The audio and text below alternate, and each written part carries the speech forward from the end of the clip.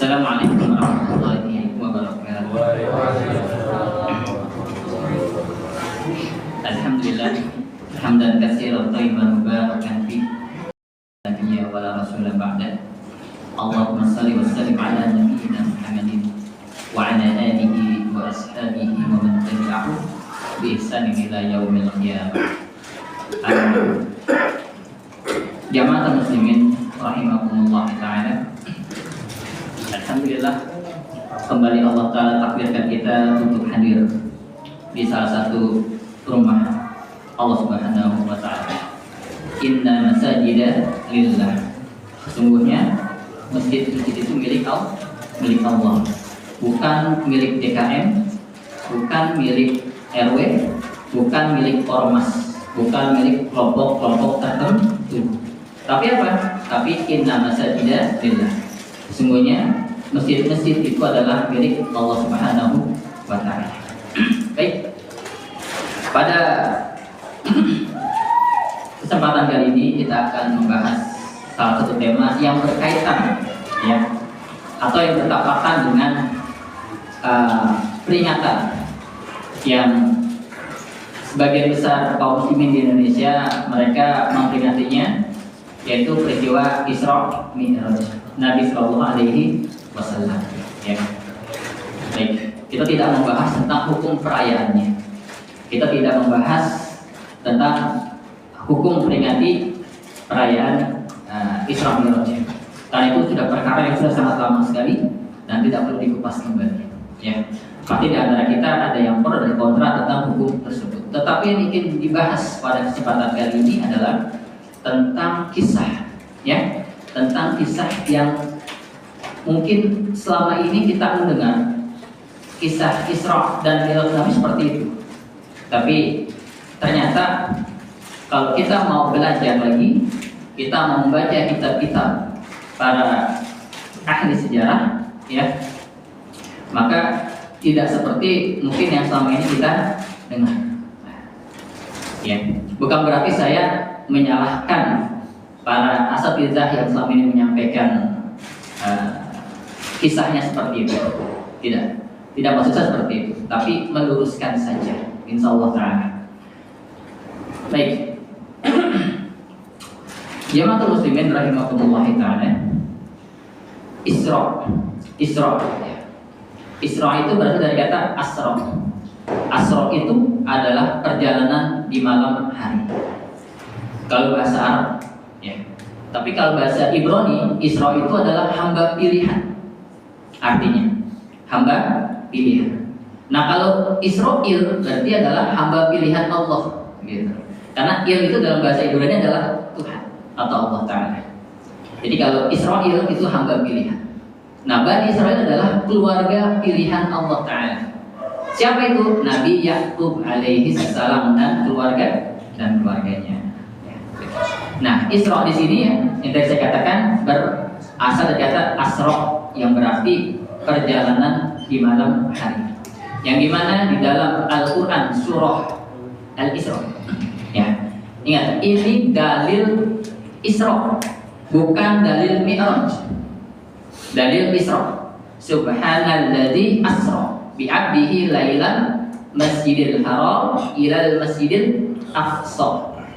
Maha suci Allah yang telah memperjalankan hambanya di malam hari dari Masjidil Haram ke Masjidil Aqsa. Itu dalil Isra, bukan dalil Isra Mi'raj. Nah, ya, dalil Mi'rajnya apa? Dalil Mi'rajnya itu adalah surah An-Najm. Ya, surah An-Najm ayat ya yang ke-12, 13, 14, 15. Nah, itu nanti akan kita bahas insyaallah, ya. Baik. Di sini Allah Ta'ala mengatakan Subhanalladzi asra bi 'abdihi lailan masjidil haram ilal masjidil aqsa. Maha suci Allah yang telah memperjalankan hambanya di malam hari dari Masjidil Haram ke Masjidil Aqsa.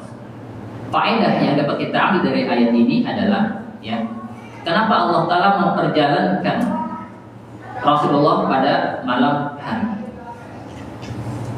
Dan para ulama mengatakan karena malam hari itu lebih mulia dibandingkan siang hari. Coba, karena kita lihat sholat sunnah yang paling afdol, yang terbaik, ya sholat terbaik setelah sholat fardu adalah sholat qiyamul lail. Yang mungkin lebih kita kenal adalah sholat tahajud. Dan ini adalah sholat yang Allah Ta'ala perintahkan kepada Rasulullah sebelum Rasulullah menerima perintah sholat fardu. Dan kita tahu peristiwa Isra dan Mi'raj ini terjadi pada tahun ke-10 kenabian. Berarti dari tahun 1 kenabian sampai tahun ke-10 sebelum peristiwa ini, maka Rasulullah tidak melakukan sholat fardu. Apa yang dilakukan Rasulullah ketika di malam hari? Sholat malam. Dan itulah pada periode awal yang kemarin saya sampaikan, setelah beliau SAW menerima wahyu Al-Mudaththir, maka beberapa bulan kemudian beliau mulai berdakwah dan beliau diberikan syariat untuk menjalankan sholat, tapi di malam hari. Ya ayyuhal muzammil qumil laila illa qalila nisfahu aw inqus minhu qalila awzid alaihi warattilil qur'ana tartila. Ini adalah dalil yang Allah katakan memerintahkan kepada Rasulnya SAW untuk melakukan sholat di malam hari. Dan dulu sholat di malam hari itu sifatnya wajib ketika awal-awal turunnya surat Al-Muzammil ini dulu. Sehingga akhirnya setahun berlalu Allah mansuh, Allah ganti perintah wajibnya itu menjadi sunnah yang terjadi yang Allah turunkan di Al-Muzammil juga, tapi ayat yang terakhir. Maka kewajiban sholat malam itu dihapus menjadi sholat sunnah hukumnya. Begitu. Peristiwa Isra atau Mi'raj ini, para ulama berbeda pendapat kapan terjadinya. Ini menjadi titik balik pertanyaan kepada saudara-saudara kita yang mereka meyakini kalau Isra dan Mi'raj itu terjadi pada tanggal 27 Rajab. Tapi kalau kita mau baca buku-buku sejarah, terutama sejarah Sirah Nabawiyah Ibnu Hisham. Ibnu Hisham itu adalah penulis sirah yang paling awal, itu Ibnu Hisham. Gitu. Beliau mengatakan tidak ada satupun dalil yang qat'i, dalil yang pasti, keterangan yang pasti kapan terjadi peristiwa Isra dan Mi'raj. Bahkan di antara para ulama ada yang mengatakan Isra dan Mi'raj Nabi terjadi pada bulan Rabiul Awal, atau ada yang mengatakan terjadi pada bulan Syawal, pada bulan Ramadan. Tetapi memang yang paling masyhur mayoritas para ulama, jumhur, bukan ijma tapi mayoritas, mereka meyakini Isra dan Mi'raj terjadi pada bulan Rajab. Kapan tanggalnya? Nah, berbeda lagi.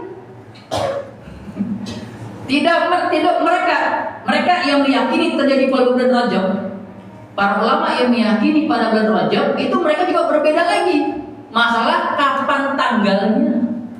Ada yang mengatakan tanggal 10 Rajab, ada yang mengatakan tanggal 12 Rajab, ada yang mengatakan tanggal 20 Rajab, ada yang mengatakan tanggal 25 Rajab, ada yang 27 Rajab. Bahkan ada yang mengatakan tanggal 30 Rajab. Nah, di sini tidak ada jumhur, tidak ada mayoritas ulama, tidak ada. Begitu. Bahkan Syekh Al-Mubarakfuri, salah satu penulis kitab sirah terbaik di kontemporer di zaman sekarang ini, beliau mengatakan yang paling rajih itu tanggal 20 Rajab. Bukan tanggal 27 Rajab, tapi tanggal 20 Rajab. Gitu. Mana yang benar? Allah Ta'ala. kita tidak bisa ya meyakini dengan pasti kapan terjadinya peristiwa tersebut.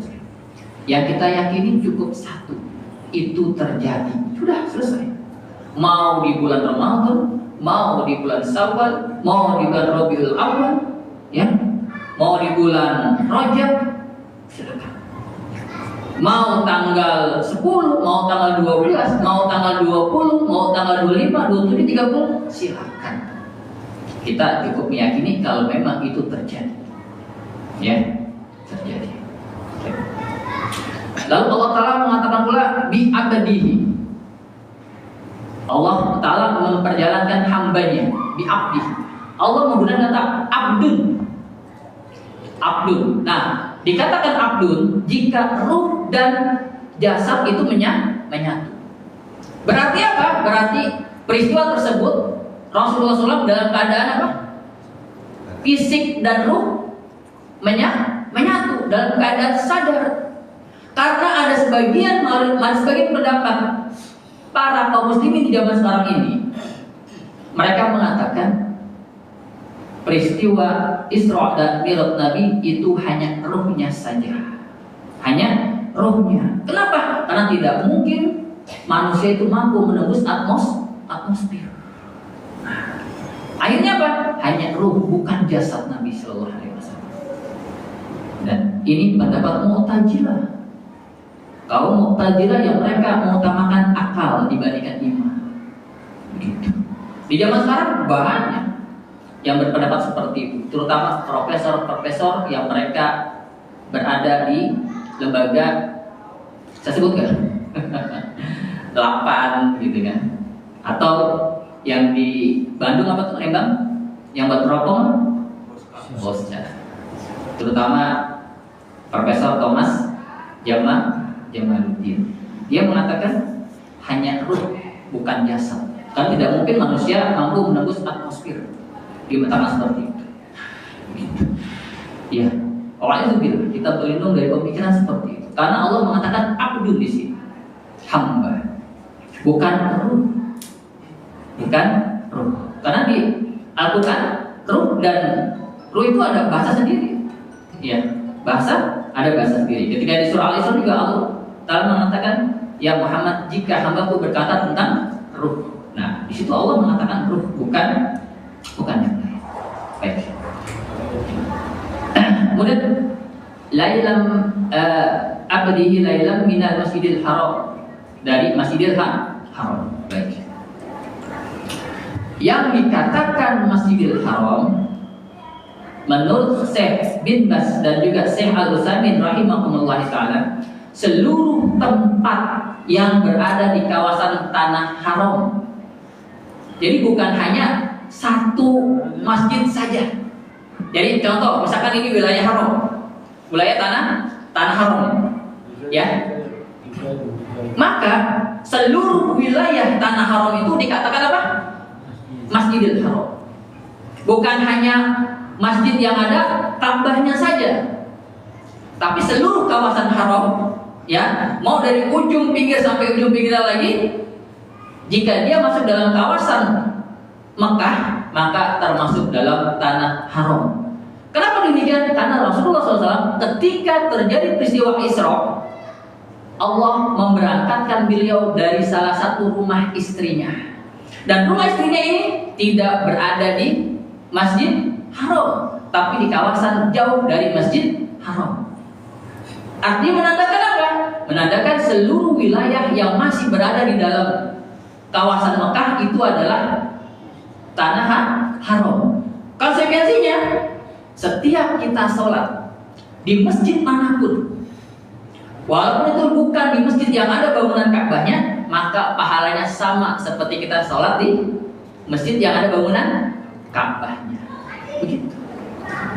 Nah, jadi ibu-ibu, ketika haji ataupun umroh, ibu-ibu sholat di hotel, maka pahalanya sama seperti seseorang sholat di Masjid Haram.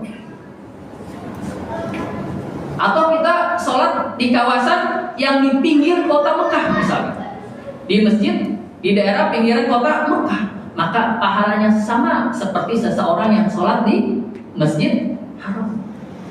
Gitu. Nah, ini pemahaman yang perlu diluruskan juga, karena kita memahami yang namanya Masjidil Haram yaitu masjid yang ada bangunan Ka'bahnya saja. Nah, tetapi Syekh Al-Utsaimin dan juga Syekh bin Baz rahimahullah, mereka mengatakan seluruh tanah haram maka pahalanya sama. Gitu.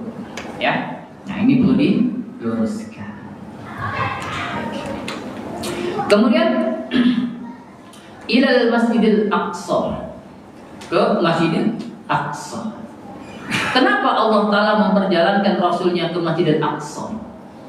Bukan langsung ke langit. Karena esensi Isra Mi'raj itu apa sih? Menerima perintah salat. Intinya itu kan sebenarnya. Tapi kenapa Allah mampirkan dulu Rasulullah ke Masjid Aqsa? Kenapa? Gitu kan? Karena ada beberapa alasan. Yang pertama adalah Masjid Aqsa pada saat itu masih dijadikan apa? Kiblat. Dari zaman Nabi Adam alaihissalam sampai zaman Nabi Muhammad SAW, sebelum beliau hijrah ke Madinah, Masjid Aqsa dijadikan kiblat para nabi. Seperti itu. Bukan Masjidil Haram, bukan Ka'bah yang dijadikan kiblat pada saat itu, tapi Masjidil Aqsa. Dan Masjidil Aqsa dibangun beberapa bulan, sekitar beberapa tahun lah ya. Saya lupa, ada antara 4 bulan atau bahkan 2 tahun ya. Setelah Allah Ta'ala memerintahkan Adam alaihissalam mendirikan Ka'bah.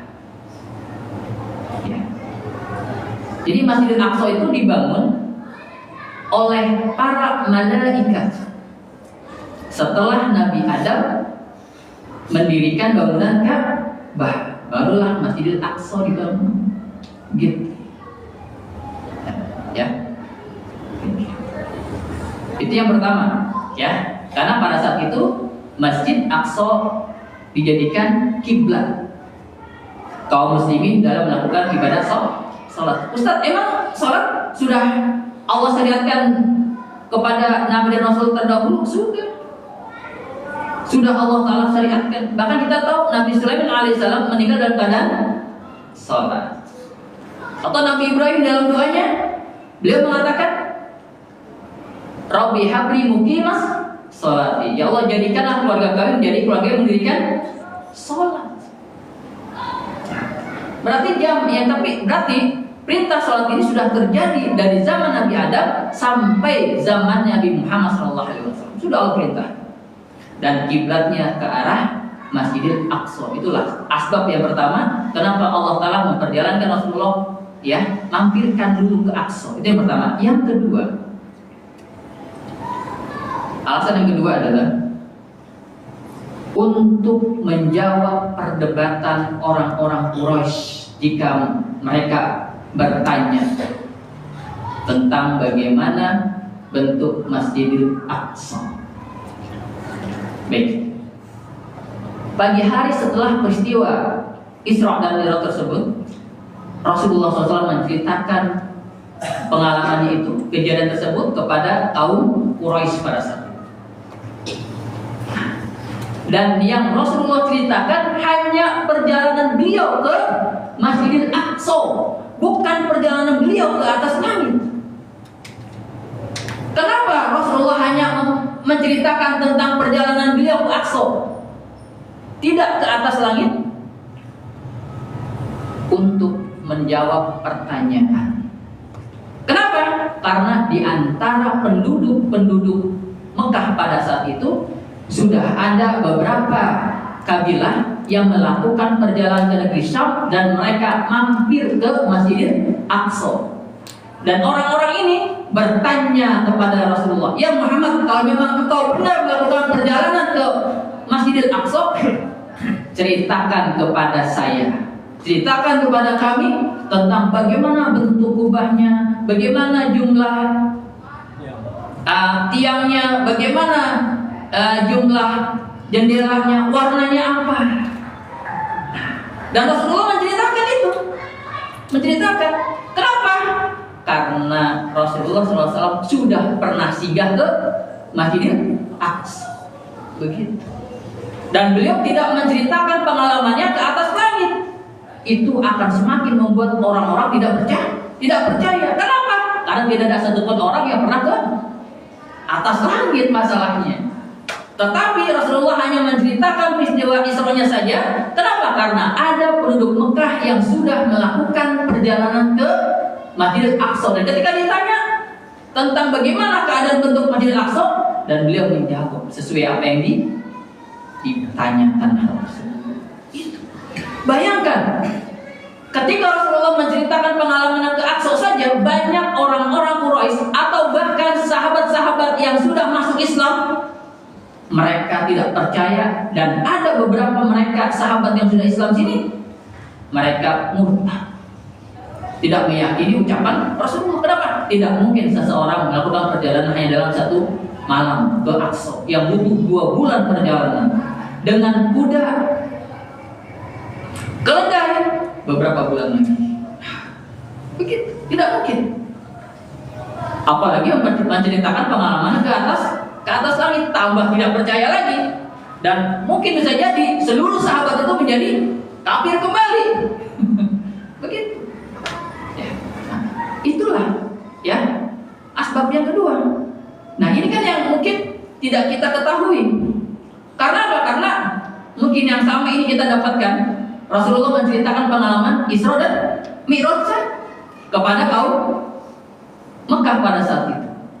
Tapi tidak benar. Yang benar adalah Rasulullah hanya menceritakan pengalamannya Isra, bukan menceritakan pengalaman Mi'rajnya juga. Gitu. Ya. Dan ketika beliau menjawab pertanyaan orang-orang Mekah pada saat itu tentang bagaimana bentuk bangunan Masjidil Aqsa, dan beliau menjawab, orang ini mengatakan apa? Sedaptar ya Muhammad, engkau benar ya Muhammad.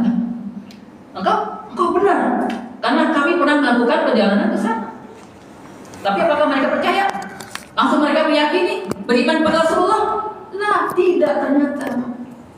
Oke. Ya. Baru ingat.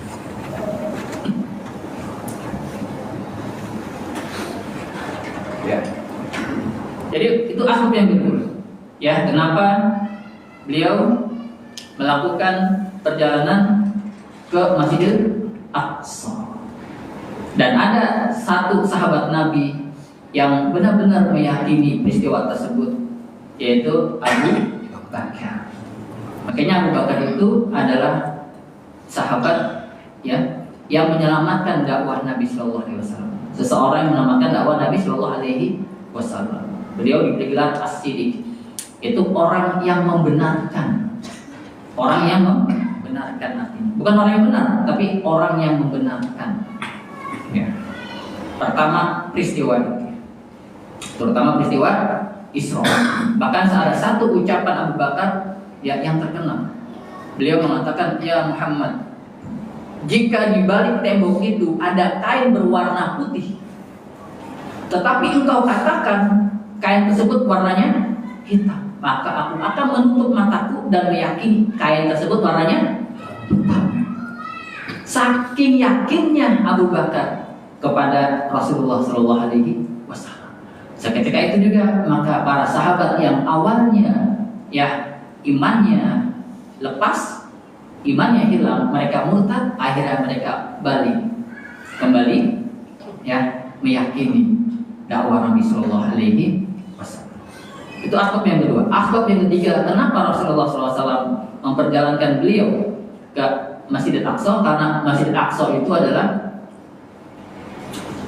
tepat di bawah pintu langit.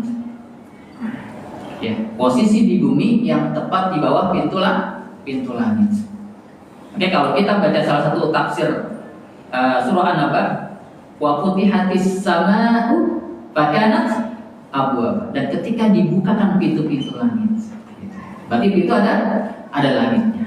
Dan pintu langit itu menurut sebagian para mufassirin, mereka mengatakan tepat di bawah Masjidil Aqsa. Begitu.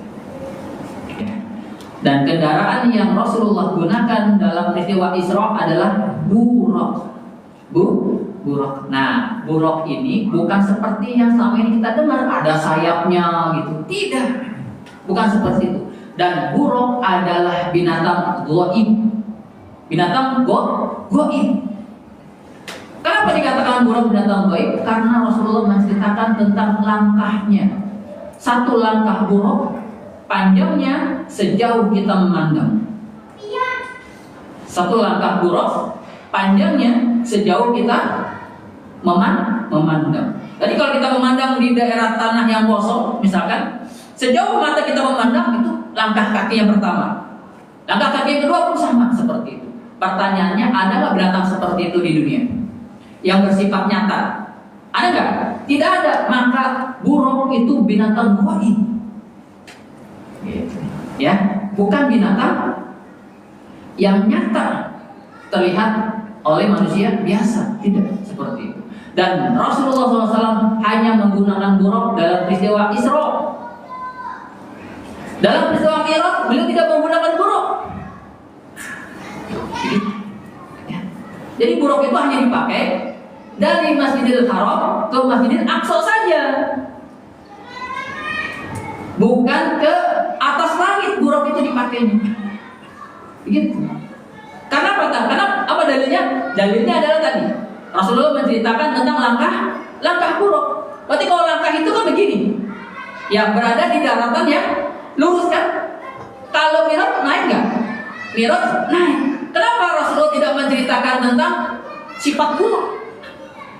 Kalau naik, pasti Rasulullah mengatakan, kalau lalu Allah naikkan bersama dengan buruk, yang buruk mengepakkan sayapnya. Tapi Rasulullah tidak mengatakan demikian, dan tidak ada dalil yang mengatakan demikian.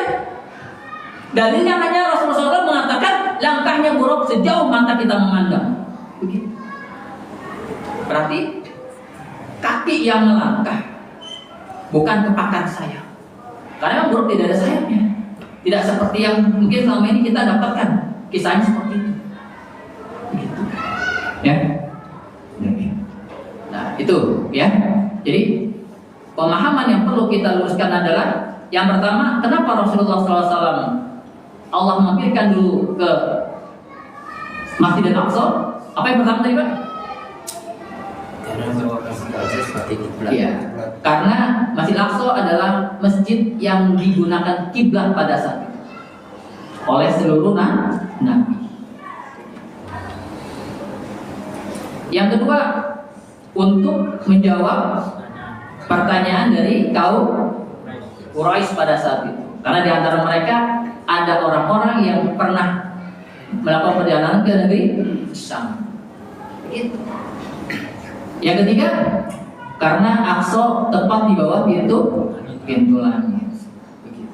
Ya.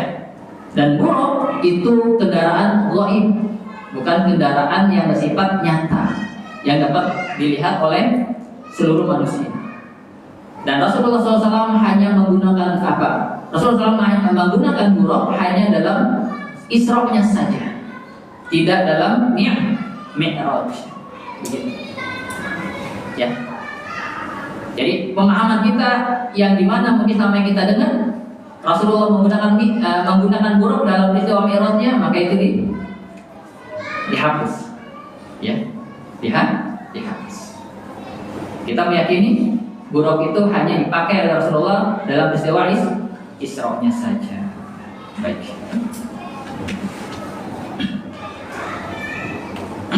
Lalu kita lanjut ke peristiwa Mi'raj. Mi'raj itu di dalam literatur bahasa Arab itu adalah isim alat. Ya, isim alat yang dipakai untuk menaiki sesuatu. Jadi isim alat yang dipakai untuk naik dari tempat yang rendah ke tempat yang tinggi. Karena Mi'raj berasal dari kata a'raja yang artinya adalah naik ke atas gitu. Nah, pertanyaannya adalah dengan apa Rasulullah SAW naik ke atas langit? Apakah dengan tangga? Apakah dengan dia seperti Superman? Ya. Baik. Ada sebagian para ulama ya sirah nabawiyah, para ulama ahli sirah, mereka mengatakan Rasulullah SAW naik bersama dengan Jibril. Naik bersama dengan Jibril. Artinya apa? Beliau didekap oleh Jibril. Dan Rasulullah melihat bentuk Jibril yang sebenarnya. Maka dari itu dalil peristiwa Mi'raj itu adalah surah An-Najm. Walaqad ra'ahu nazlatil ukhra inda sidratil muntaha sampai ayat ke-16. Itu dalil Mi'raj. Jadi kita pisahkan antara dalil Isra dengan dalil Mi'raj begitu. Nah, dalil Isra ini subhanallazi tadi yang saya sampaikan soal Isra itu Rasulullah atau Allah Ta'ala turunkan ya tepat setelah peristiwa itu. Peristiwa Isra. Tetapi dalil An-Najm ini yang menceritakan tentang Mi'raj baru Allah turunkan ya setelah para sahabat keimanannya itu mantap. Artinya beberapa tahun setelah setelah peristiwa Isra Mi'raj ini.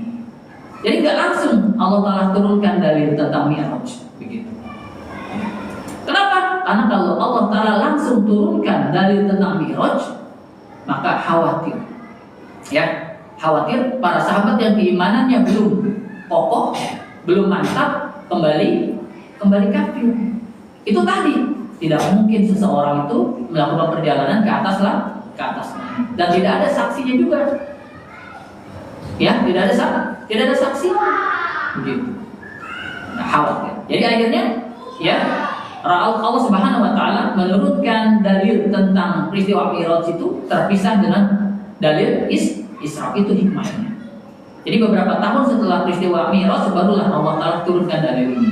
Dan Rasulullah SAW ceritakan pengalaman dalam peristiwa Mi'raj ini, di mana Allah Subhanahu wa taala ya memperjalankan hambanya dari bawah ke atas.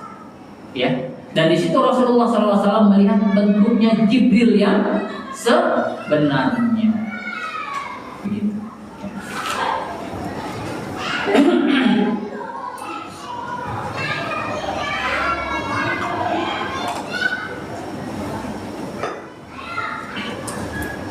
Baik. Sebelum Rasulullah SAW naik ke atas langit untuk melakukan Mi'raj, sebelumnya Allah Ta'ala menyuruh Jibril untuk menghidangkan dua minuman. Yang dimana Rasulullah mengatakan Faja'ani Jibril, datanglah kepadaku Jibril di'anan dengan membawa minal khamri wal labanin. Ya, datanglah Jibril kepadaku dengan membawa dua wadah yang berisi khamr dan berisi susu. Sebenarnya ya. Baik. Kemudian Rasulullah SAW mengambil apa? Mengambil susu. Nah, pertanyaannya kenapa Allah Ta'ala menghidangkan dua minuman? Khamr dan susu. Kenapa? Kenapa Allah Ta'ala menyuruh Jibril menghidangkan dua minuman? Khamr dan susu. Bukankah kita tahu khamr itu haram? Kenapa Allah menyuruh nabinya untuk memilih antara khamr dan susu?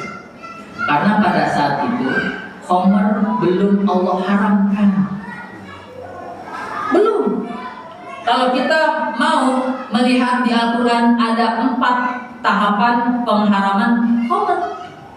Yang pertama, khamr itu dibolehkan karena bagian dari ayat-ayat Allah tentang manfaat apa?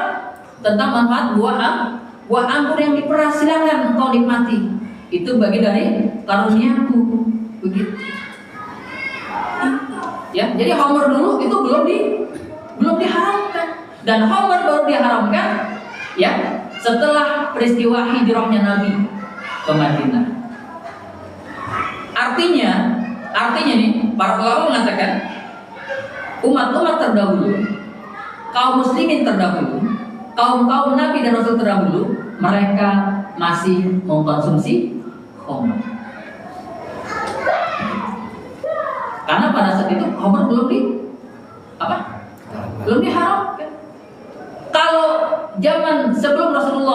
sudah diharamkan, kenapa Allah Ta'ala menyuruh Rasulnya memilih antara khamr dan susu? Ya, nah berarti khamr pada saat itu belum Allah haramkan. Dan alhamdulillah Rasulullah SAW memilih susu. Artinya apa? Kenapa beliau memilih susu? Beliau maksum, Allah jaga dari kesalahan. Dan Allah Maha tahu kalau nanti khamr itu akan menjadi minuman yang diharamkan. Bayangkan kalau saat itu misalkan Rasulullah SAW mengambil khamr, berarti Rasulullah bukan makhluk yang Allah jaga dari kesalahan. Dan ini harus kita yakini. Ini termasuk salah satu bentuk yakinan kita kepada qada dan qadar, takdir Allah Subhanahu wa Ta'ala. Apa yang kita lakukan 1 menit kemudian Allah sudah tahu. Apa yang terjadi pada diri kita 1 menit, 2 menit, 3 menit kemudian Allah sudah tahu. Ini perkara takdir yang harus kita yakini. Karena kalau kita tidak meyakini hal tersebut, Allah baru tahu yang terjadi pada diri kita setelah kita melakukan perbuatan tersebut, maka para ulama ijma mengatakan dia telah kafir, sebagaimana pemahaman Jabariyah dan Qadariyah. Hati-hati.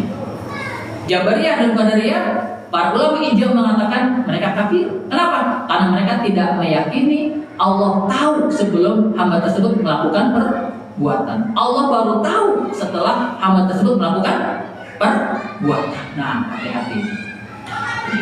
Maka ya, Allah sudah tahu kalau nabinya akan memilih susu dibandingkan khamr. Allah sudah tahu dan Allah jaga nabinya itu agar tidak memilih khamr. Kenapa? Karena nanti khamr akan Allah haramkan. Begitu. Ya. Baik. Kemudian Allah Subhanahu wa Ta'ala ya naiklah bersama kemudian Rasulullah SAW naiklah bersama dengan Jibril ke atas dan melakukan peristiwa Mi'raj. Dan dalam peristiwa ini beliau SAW bertemu dengan beberapa nabi, ya, bertemu dengan beberapa nabi. Langit pertama bertemu dengan Adam alaihissalam, langit kedua dengan Isa alaihissalam, ketiga dengan Nabi Harun, ya, kemudian Nabi Musa, kemudian Nabi Idris, kemudian Nabi Ibrahim alaihissalam. Dan saya tidak menemukan dalil yang pasti kenapa Allah Ta'ala hanya mempertemukan Rasulullah dengan nabi-nabi tersebut. Kenapa tidak dengan semua nabi? Ya, saya tidak menemukan dalil yang pasti, dalil yang pasti. Rata-rata semuanya menggunakan filosofi. Kenapa Allah Ta'ala mempertemukan Rasulullah dengan Adam di langit pertama? Karena Adam itu adalah manusia pertama, makanya di langit pertama. Nah, itu filosofi. Tidak ada dalil dari Nabi SAW, makanya tidak perlu saya sampaikan. Ya, tidak perlu disampaikan. Kalau ada yang mengatakan Nabi bertemu dengan Rasul bertemu dengan Nabi ini di langit pertama karena ini, langit kedua bertemu dengan Nabi ini karena ini, ketiga bertemu dengan Nabi ini karena ini, itu filosofi itu, Pak. Filsafat di sini. Ya. Tidak ada dalil Nabi yang mengatakan demikian. Kenapa beliau bertemu dengan Adam? Kenapa bertemu dengan Isa? Kenapa bertemu dengan Nabi Harun, Nabi Musa, Nabi Idris dan sebagainya? Tidak ada nggak ada dalil. Jadi tidak perlu yang tidak perlu saya sampaikan. Kemudian Rasulullah SAW naik ke langit yang ketujuh bertemu dengan Ibrahim alaihissalam. Nah, kenapa Ibrahim alaihissalam berada di langit yang ketujuh? Ini disampaikan oleh Rasulullah SAW. Karena beliau bergelar apa? Khalil. Khalil itu artinya apa? Kekasih. Nah, sesuatu yang kekasih itu posisinya dekat. Gitu. Kita tahu Allah Subhanahu Wa Taala berada di atas langit yang ketujuh. Dan di situ ada Nabi Ibrahim yang berada di langit ke-7. Artinya apa? Dia adalah satu-satunya manusia yang berada di langit ke-7 yang dekat dengan Allah. Kenapa? Karena dia adalah kekasihnya Allah. Yang namanya kekasih itu selalu dekat posisinya. Dan Nabi Ibrahim alaihissalam ketika Rasulullah melihatnya, beliau sedang bermain-main dengan anak-anak. Dengan anak-anak di bawah pohon bidara. Di bawah pohon bidara. Nah, pertanyaannya adalah bidara di langit ketujuh apakah sama dengan bidara di langit di dunia? Allah Ta'ala alam, ya. Bisa jadi namanya sama, hakikatnya berbeda. Seperti Homer. Homer nanti akan kita minum di surga. Tapi apakah Homer di surga sama dengan Homer di dunia? Begitu. Nanti juga Allah Ta'ala bebaskan kita untuk memakan binatang yang Allah haramkan di dunia. Seperti misalkan babi. Allah Ta'ala bebaskan kita untuk makan babi. Karena babi katanya daging paling enak. Katanya. Tapi kalau saya mengatakan babi makanan paling enak, berarti saya pernah makan. Jadi katanya babi daging yang paling enak. Tapi nanti di surga kita akan makan daging babi. Pertanyaannya adalah apakah babi di surga sama dengan babi di dunia? Allah Ta'ala. Bisa jadi namanya sama, hakikatnya berbeda.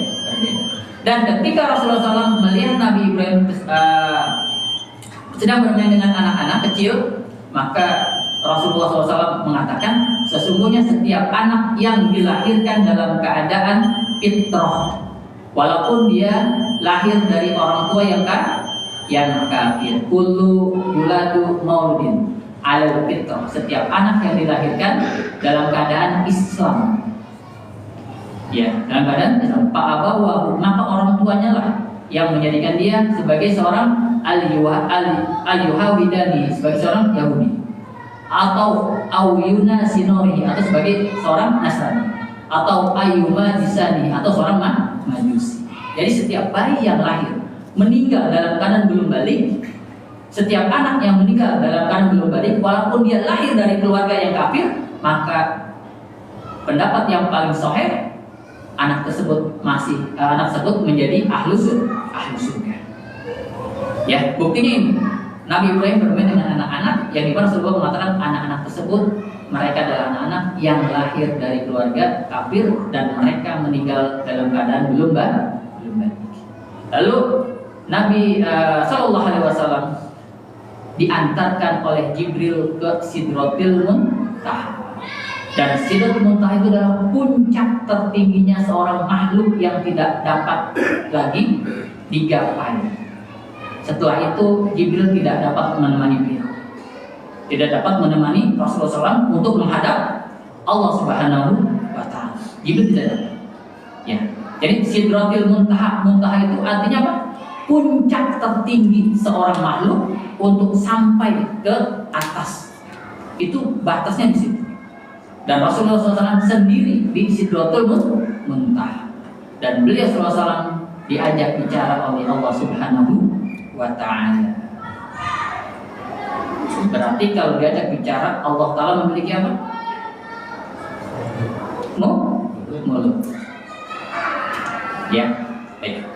Nah, pertanyaannya, apakah Rasulullah SAW dapat melihat Allah Subhanahu wa Ta'ala pada saat itu? Apakah Rasulullah pernah melihat Allah Subhanahu wa Ta'ala pada peristiwa tersebut? Maka pendapat Aisyah bisa dijadikan sebagai pegangan kita. Aisyah radhiyallahu anha mengatakan, barang siapa barang siapa yang meyakini kalau Nabi SAW ro'a Rabbih, melihat Rabbnya pada peristiwa Mi'raj, ya, maka Aisyah mengatakan sesungguhnya dia telah berdusta dengan dusta yang kabir, dengan dusta yang besar. Artinya apa? Artinya Rasulullah SAW ketika peristiwa Mi'raj dan berbicara dengan Allah Subhanahu wa Ta'ala, Rasulullah SAW tidak melihat zatnya Allah, tidak melihat zatnya Allah. Bahkan Ibnu Mas'ud mengatakan, ya, ketika ditanya, ya Rasulullah, apakah engkau melihat Allah? Allahu nur ala nur, Allah itu adalah cahaya di atas cahaya. Aku tidak bisa melihat Allah Subhanahu wa Ta'ala. dengan asbab, bukan ijma itu. Mereka mengatakan tidak ada satupun makhluk, tidak ada satupun manusia yang sudah pernah melihat Allah Subhanahu wa Ta'ala. Tidak ada.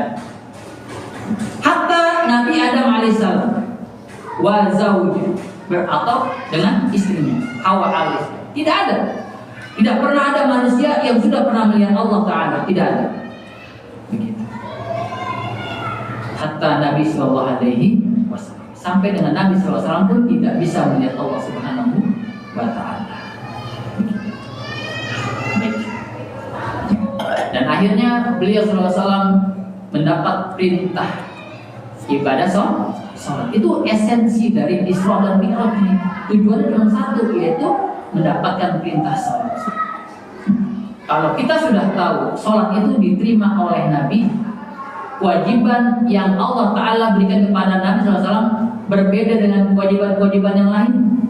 Kalau kewajiban puasa melalui perantara Jibril alaihissalam, kewajiban zakat melalui perantara Jibril alaihissalam, ya, kewajiban sedekah, kewajiban baca Quran dan sebagainya, kewajiban yang lain itu melalui perantara Jibril alaihissalam. Tapi kewajiban sholat satu-satunya kewajiban yang Allah Ta'ala terima langsung berhadapan dengan, kewajiban satu-satunya kewajiban yang Rasulullah SAW terima langsung berhadapan dengan Allah Subhanahu wa Ta'ala.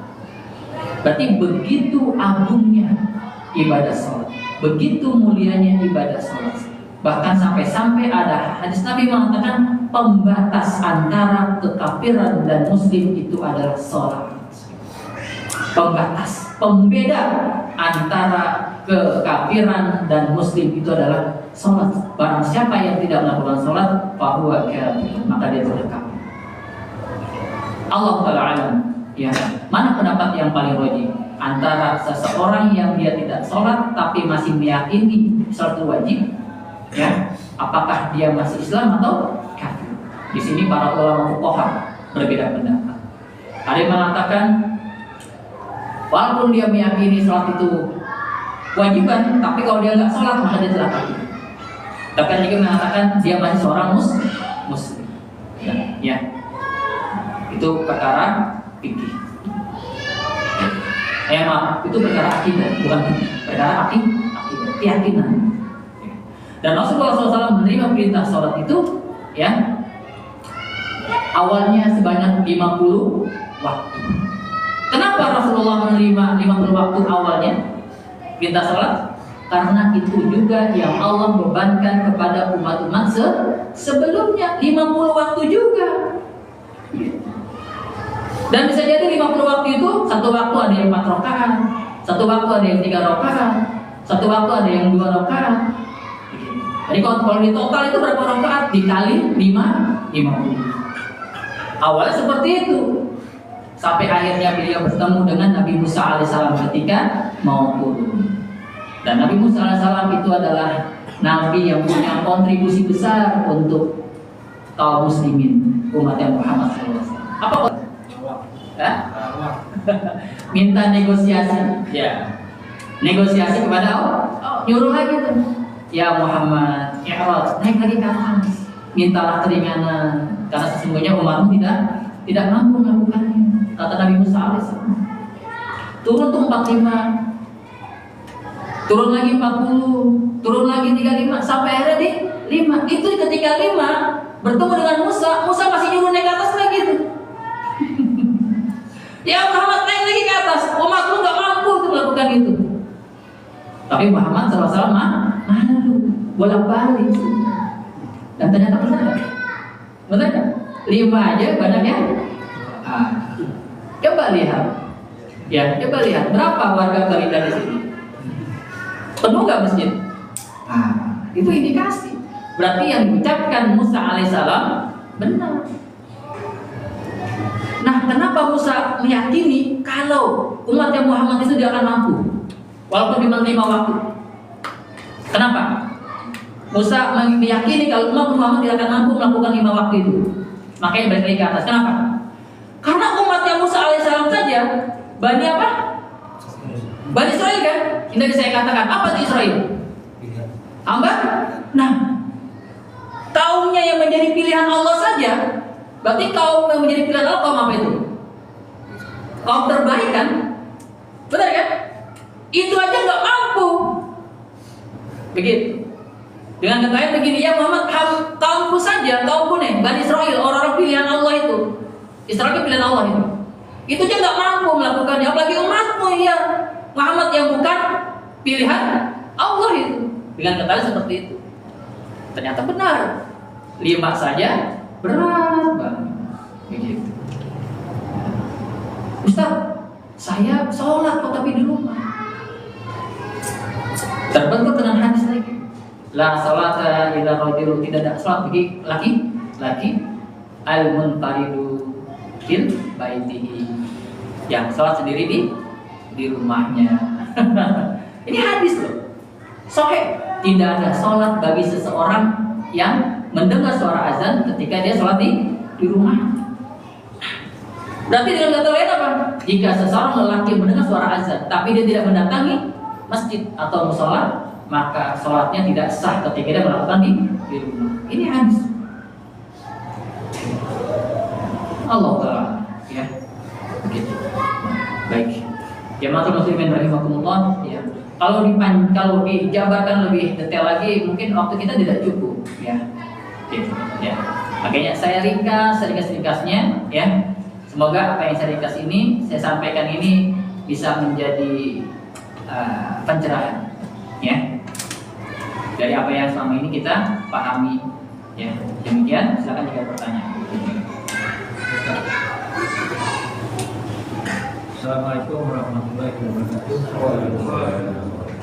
Waktu Nabi itu akan dibidoskan, itu sebelumnya ada komunikasi nggak antara Nabi dengan Allah atau dengan keluarganya? Kan dia pada saat itu kan lagi di tempat keluarganya, Salah satu rumah istrinya. Nah itu ada komunikasi nggak? Umpamanya saya besok mau umrah nih, Ya. nah itu ada nggak? Baik. Saya tidak mendapati itu, ya, di hadis-hadis Nabi. Apakah beliau mengabarkan kepada keluarganya akan melakukan Isra ataupun Mi'raj? Ya, saya tidak mendapati itu. Dan juga tidak ada perkataan dari para ulama yang mengatakan demikian. Jadi saya nggak berani jawab. Jadi tiba-tiba gitu. Ya, lebih tepatnya mungkin lebih hati-hatinya adalah, ya, itu tidak ada pembicaraan tersebut, tidak ada dalil tersebut, maka kita mengatakan sudah tidak membahas itu. Khawatir nanti kalau kita membahas sesuatu yang tidak ada dalilnya, ternyata salah. Saya mengatakan misalnya begini, oh iya Rasulullah SAW mengatakan demikian kepada keluarganya, gitu, dan nggak ada dalilnya kan? Nanti pertanggungjawaban saya di hadapan Allah bagaimana?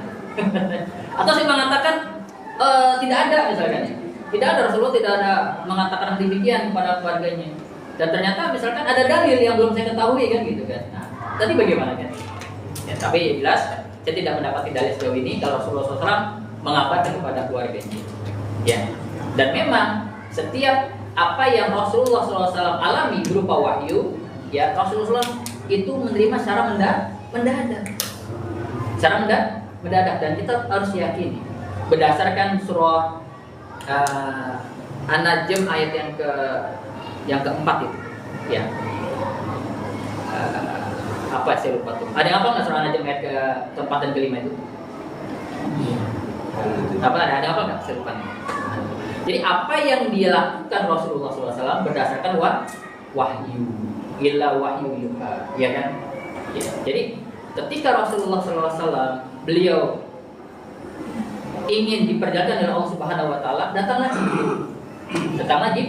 Jibril secara tiba-tiba tanpa memberitahu Rasulullah terlebih dahulu. Nah itu hanya sebatas itulah saya tahu, ya, selebihnya saya tidak tahu. Allah Ta'ala ya. Ada lagi? Ya.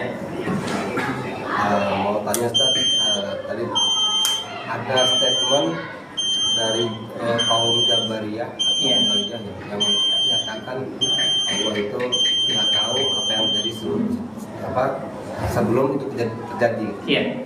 Nah saya udah lama sih baru ingat tadi ini. Kalau misalnya tentang surat di Al-Quran itu ada yang tentang orang yang sabar, 100 orang sabar bisa mengalahkan awalnya ya 1000 atau berapa? 1000 orang yang kafir. Lalu di ayat berikutnya, ini Allah telah tahu ada kelemahan pada diri kalian sehingga 100 orang sabar bisa mengalahkan 200, 1000 bisa mengalahkan 2000. Nah itu supaya tidak terjerumus ke yang tadi ya tentang pemahaman Jabariyah Qadariyah itu bagaimana pemahamannya Ustaz? Ada kata terjemahankah atau memang seperti itu dari tekstualnya? Ini Allah mengetahui ada kelemahan pada diri kalian. Jadi jumlah yang tadi 100 bisa mengalahkan 1000 dikurangi 100 jadi mengalahkan 200. Itu adalah kisah ketika Rasulullah SAW ingin melakukan perang Khandaq pada saat itu. Yang dimana perang Khandaq itu posisi kaum muslimin itu sedang sangat lemahnya itu, sangat lemahnya. Perekonomian kaum muslimin pada saat itu juga tidak bagus. Tapi beliau mendengar ada pasukan Quraisy yang dibantu dengan orang-orang Yahudi, ya, orang-orang Yahudi yang ada di kota Madinah dan juga di Khaybar mengepung mereka.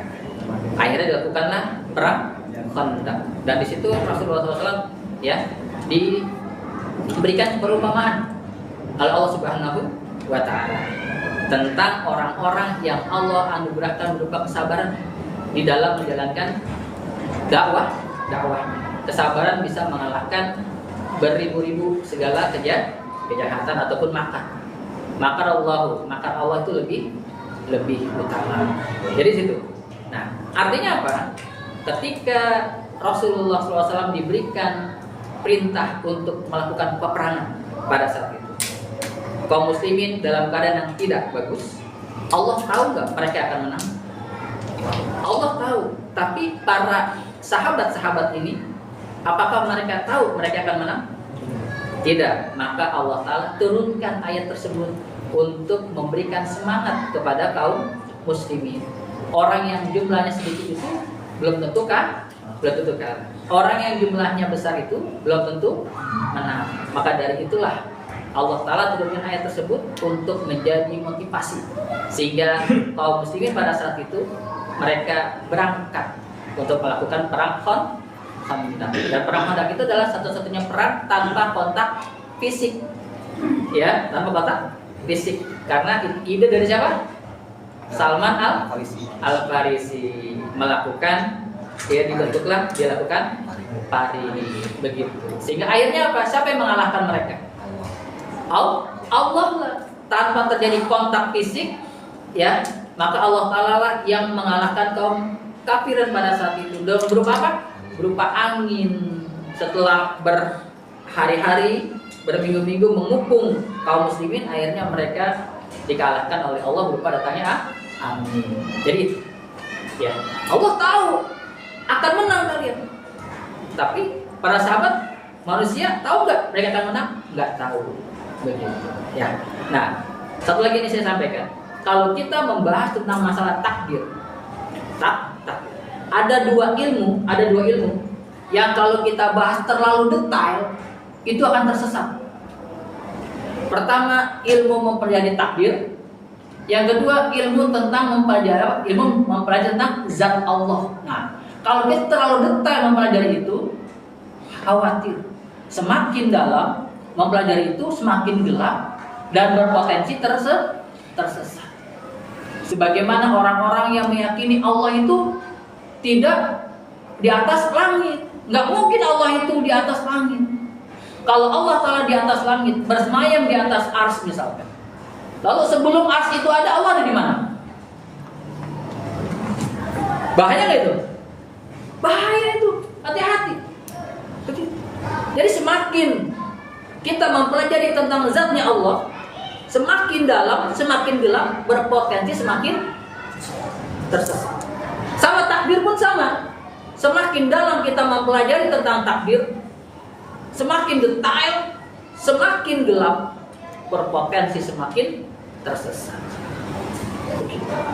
Contoh misalnya, kalau Allah tahu si fulan itu ahli neraka, ya kan? Si fulan ahli neraka. Allah sudah tahu nggak?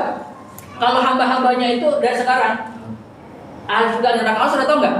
Sudah tahu. Di antara hamba-hamba ini Allah sudah punya jadwal daftarnya, siapa ahli surga, siapa ahli neraka. Allah sudah tahu. Nah, kenapa kalau Allah sudah tahu si fulan ini ahli neraka, kenapa Allah biarkan si fulan ini beribadah? Kenapa Allah biarkan si fulan ini sholat? Kalau Allah nanti tahu kalau si fulan ini ahli. Nah, kalau kita pelajari itu lebih dalam, akan kita mengatakan Allah nggak adil. Nah, itu. Ya, jadi hati-hati. Jadi ada dua ilmu yang semakin dalam kita pelajari, semakin gelap, bukan semakin terang. Beda dengan fikih, beda dengan tauhid. Semakin detail kita pelajari, semakin terang. Contoh terutama fikih. Semakin dalam kita mempelajari fikih, semakin terang. Dan tidak mudah saling menyalahkan. Itu belajar fikih. Belajar fikih seperti itu. Begitu. Ya. Tapi kalau belajar takdir ataupun belajar tadi zatnya Allah, wah bahaya itu semakin dalam. Semakin detail. Karena apa? Karena akan memicu pertanyaan-pertanyaan. Ya. Yang pertanyaan tersebut bisa jadi pertanyaan yang tidak pantas untuk Allah Subhanahu wa ta'ala. Tadi kalau Allah bersemayam di atas ars, ketika arsnya belum ada, Allah ada di mana? Ya, subhanallah itu. Nanti kalau misalnya hari kiamat, seluruh makhluk Allah itu hancur, termasuk arsnya Allah. Ars makhluk bukan? Makhluk. Nanti kalau arsnya hancur, Allah ada di mana? Nah, ya, itu kita jangan terlalu detail. Ya, daripada lagi. Cukup, ya, insyaallah. Barakallahu subhanaka wa bihamdika asyhadu an la ilaha illa anta astaghfiruka wa atubu ilaika. Assalamualaikum warahmatullahi wabarakatuh. Waalaikumsalam.